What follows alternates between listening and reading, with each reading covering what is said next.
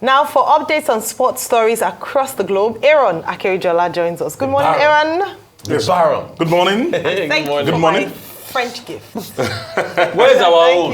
Yeah, where's my own? We that were praying for you in France. We your prayer warriors. Consistently say bonjour to him. So all right, we that were praying for you. Where's our own? Let's get it started. Let's get it started. Okay, today, let's talk about Chelsea. We'll be talking about Chelsea. My baby for me. I will do that. Let's talk about Chelsea. And I must say that the Blues right now are in 5 and 6s, as they say in footballing terms. Of course, Raheem Sterling, the center of it, he's been frozen out of the squad, one, and he's had his jersey taken away from him and given to new signing Pedro Neto. So Pedro Neto will be wearing jersey number 7.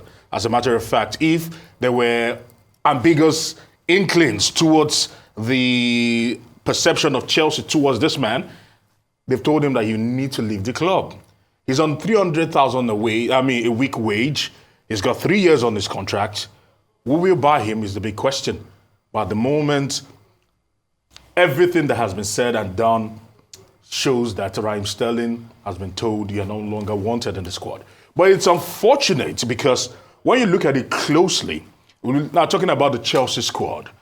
At the beginning of the season, these were the number of players. You can actually see them. A litany of players. As a matter of fact, some say totally 43. But and Enzo Maresca, the coach of the team, says he can only work with 25. And on every given match day, he's only going to be training with 25. You can actually see that. But we've decided to actually strike out some of them because some have actually moved. But officially, they're still like 38 on the books as we speak. And this is what training looks like. You can see their gym room so packed because it looks like a bus stop. Someone said that this is looking like a Black Friday supermarket or something because too many people there, and it's unfortunate what has happened to Chelsea. And the question is, how did Chelsea get to this point? Is the big question, because having well over 40 players on your books and not knowing what to do with them, and you're still signing players as we still speak, and some of them are on huge wages for an extended period of time, and you're trying to force them out. It's just a nightmare with all that is going on in Chelsea. Let's see how it actually plays out. And there are still talks that Victor Osimhen might come in. But in the meantime, let's press it further. Of course, one man actually landed yesterday in Lagos. His name is Israel Adesanya. Of course, he's actually landed and he's going to be in Lagos to try to do one or two things. He came along his father. You remember he was born in Nigeria before going to New Zealand with his family. So that was his father, his mother, and Israel himself. They've come to Nigeria after the destruction, which was UFC 305 in the hand of Duplessis. So he's here. He's trying to soak in all that there is to being a Nigerian. So kudos to you. We'll be following that particular progress as NIDCOM are very involved in what is actually happening with him. So certainly trying to get him connected back to his roots. He doesn't need reconnection because, of course, Israel Adesanya was born in Nigeria. He's always said he's a Nigerian, but of course, he's got a New Zealand passport. So, all right, so that just being said. So we'll be monitoring how things are actually playing out with him. But in the meantime, another Nigerian, Victor Boniface, of course, he plays for Bayer Leverkusen, in big trouble at the moment because he actually gave somebody, an opposing player, a middle finger. And literally, he was fined 25,000 and he's been banned for one match. Correct, boys, don't joke. Okay. But that's wrong, very wrong. Extremely wrong. They didn't take him do that. For his indiscretion, he's been fined 25,000 euros and banned for one match, their next game. So let's see how that one plays out. We're hoping that he will be available for the Super Eagles because the Super Eagles official, according to reports, will be resuming camp on the 1st of September. Who is the coach? That's a big question. Very big question. As we still speak right about now, no one. We see hearing that they're still dancing around and trying to find their feet at the moment. And some have been clamoring for Samson Yeboah as the man that might be able to take the Super Eagles to the promised land. But let's talk about it. But the Super Eagles will know that they have their work cut out for them as they'll be taking on Benin Republic on the 7th of September. And they'll be hoping that they can ignite their African Nations Cup journey. We'll move the World Cup till next year, World Cup qualification till next year.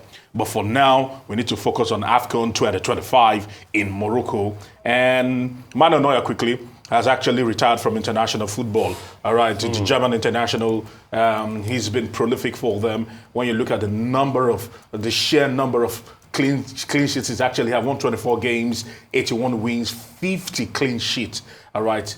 At the moment, one of their greatest. And when you say that, you put the likes of Oliver Kahn and the rest of them in that particular mix, and I would still say that. And I would say he's actually even greater than some of those guys. So if you look at it. No, he's got the same power. And finally, Tobi Amusan will be in action as she will be trying to get her acts back together. She's got a race and she'll be hoping she can actually banish all the demons that was the Olympics and come back into some of the meets and begin building her career again. That's how it goes. Let's start with Chelsea. Who were the top scorers last season? It was Cole Palmer. He had 22 goals. Yeah. Nicholas Jackson, he had 14. And Raheem Sterling had 8. So, 8 goals compared to 22 and 14. So as poor as Sterling has been, he was still the third highest goal scorer, right? Now, in terms of the multiple... But that's poor. It's poor, right? That's poor. So what's the average? That average is a poor average, right? Yeah. But Chelsea reminds me of a business that has what they call non-performing assets. So they've got too many, or rather bloated inventory as well. They've got, it's August is still very much, we've got what? We've got a week to go. 8 days. They should be able to try and sell players and then bring those wings back. Buy Raheem Sterling at this age? True. So he's £300,000 a week. He can still go to, of course, his wages have to come down. And he says he doesn't want to leave England. His family is settled in England and he wants to stay in England. It's not up to because Saudi Arabia will be a very viable option. Yeah. But he doesn't want to go to Saudi Arabia. Real quick. Boniface being fined. Look. Francis Tiafoe, after the Cincinnati final, when he lost to Yannick Sinner, photobombed the trophy presentation with a middle finger. Everybody laughed and moved on. So it's, double standards here and there. More sensitive, you're being honest. No, I think less sensitive, not more. Because Tiafoe's one in America was fine. No, more sensitive. No, more sensitive, actually. Yeah. So the fact that someone is doing that, you're like, no, it's offensive. At that time, people were more tolerant at the time and just, it's a joke, just wave him away. But let me not argue about this. I got you. I get you. But let me talk about, I was going to say, so we often talk about private investment in sports. Yeah. And at the risk of sounding like an ad, it's not an ad, but MTN recently launched the MTN Champ, especially with regards to highlighting young talents and catching them young and investing in them. I thought that was quite brilliant, especially for brands, because we had that big debate a few days back about how if we're going to improve sports in Nigeria, we must invest more in sports, and this would also come from private financing. The idea is to,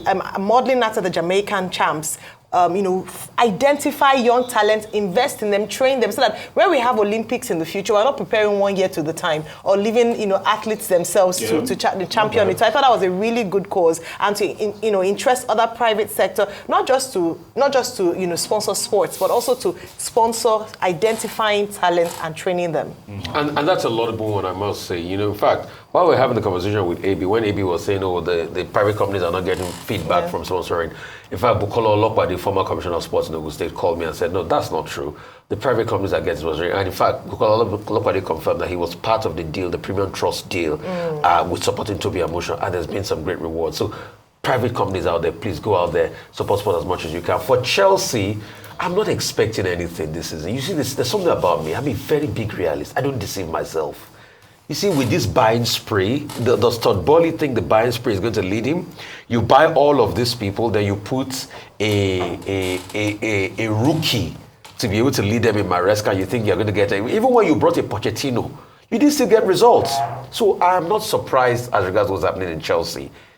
What was Todd Boehly looking at when he was buying? He's just probably buying. He's just like where will Chelsea finish this season? Where will Chelsea finish? Chelsea will finish in the top 4. If Chelsea finish top 4, Rotus, it will be a miracle.